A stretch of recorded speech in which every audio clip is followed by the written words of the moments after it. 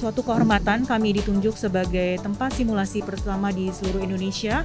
Semoga simulasi dan alur pelayanan yang sudah kami buat menjadi acuan seluruh vaskes kesehatan di seluruh Indonesia untuk melakukan imunisasi vaksin COVID-19.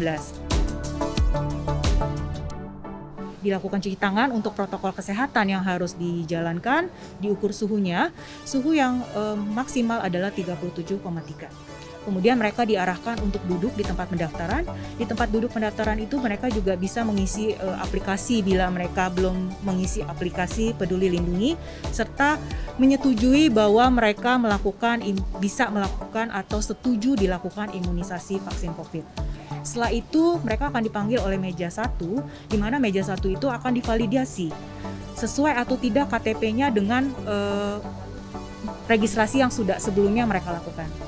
Setelah divalidasi datanya, mereka ke meja 2. Meja 2 ini adalah dilakukan screening, pemeriksaan vital sign, yaitu pengecekan tekanan darah dan screening penyakit komorbid. Setelah mereka lulus atau dinyatakan bisa untuk dilakukan vaksinasi, mereka menuju ke ruang 3, meja 3 untuk dilakukan vaksinasi, dan di situ kurang dari 5 menit mereka dilakukan penyuntikan. Setelah penyuntikan, mereka akan menuju ke ruangan observasi. Selama di ruangan observasi itu, mereka akan dipantau selama 30 menit, ada gejala atau tidak. Apabila ada gejala, mereka akan bisa menuju ruangan KIPI, di mana di ruangan KIPI itu sudah standby dokter yang siap untuk menangani apabila ada masalah pasca imunisasi.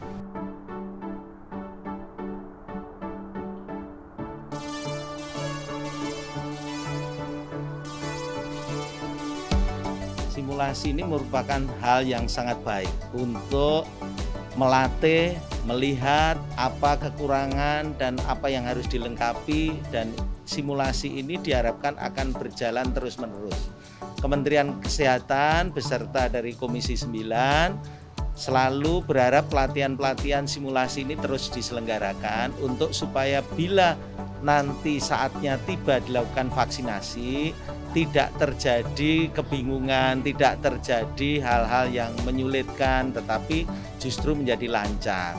Sehingga apa yang menjadi tujuan vaksinasi ini bisa tercapai dengan baik, tanpa harus terjadi kendala-kendala yang sulit. Tetapi semua bisa diatasi dengan cara melakukan simulasi-simulasi, sehingga kekurangan-kekurangan yang mungkin timbul sudah bisa dilengkapi jauh-jauh hari.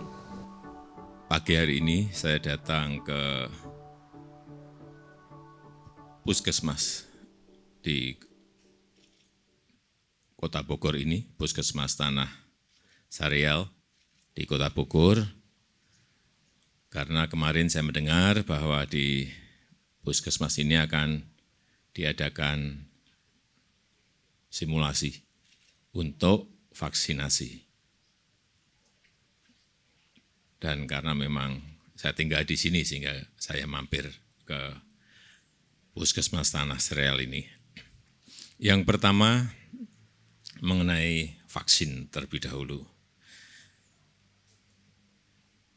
Kita berharap vaksin ini datang di akhir bulan November ini, tapi kita ingin berusaha. Tapi kalau tidak bisa berarti yang masuk ke bulan Desember. Baik itu dalam bentuk vaksin jadi maupun dalam bentuk nantinya bahan baku yang akan diolah di Bio Farma. Kemudian yang kedua, semua vaksin yang kita pakai itu harus masuk dalam listnya WHO. Ini wajib. Harus masuk ke listnya WHO. Kemudian setelah vaksin masuk ke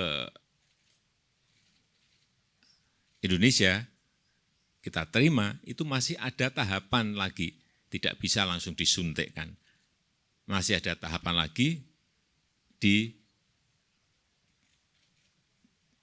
BP POM. Karena kita memerlukan emergency use authorization dari sana. Sehingga tahapan itu memerlukan waktu, mungkin antara kurang lebih 3 mingguan. Setelah mendapatkan izin dari BW POM baru kita lakukan vaksinasi.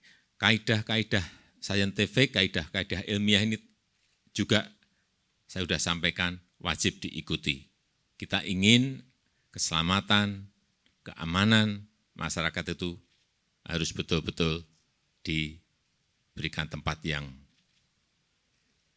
paling tinggi.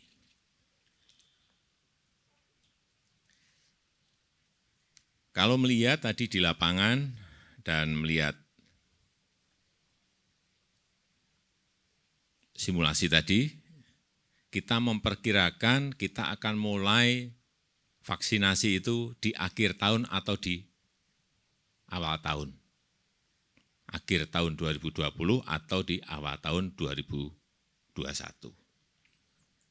Karena memang proses persiapannya itu tidak hanya menerima vaksin kemudian langsung disuntikkan. Kita juga harus menyiapkan distribusi ke seluruh tanah air. Ini yang tidak mudah. Mendistribusikan vaksin itu tidak mudah. Ini bukan barang seperti barang-barang yang lain. Memerlukan cold chain, kedinginan dengan derajat tertentu. Setiap vaksin dari produk yang berbeda memerlukan juga mode distribusi yang berbeda. Inilah yang terus kita siapkan agar nanti daerah-daerah juga segera mendapatkan vaksin dan vaksinnya juga tidak rusak. Kemudian siapa yang akan divaksin terlebih dahulu? Yang akan divaksin pertama adalah nanti tenaga kesehatan, baik itu dokter, para perawat, dan juga tenaga medis, para medis yang ada. Itu yang diberikan prioritas. Plus TNI dan Polri, kemudian nanti baru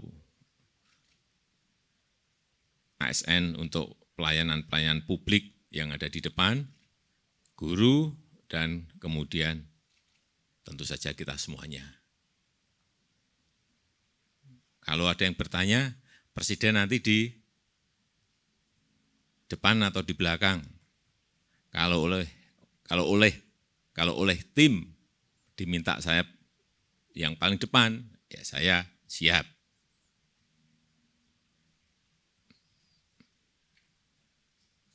Saya rasa itu yang bisa saya sampaikan pada kesempatan yang baik ini.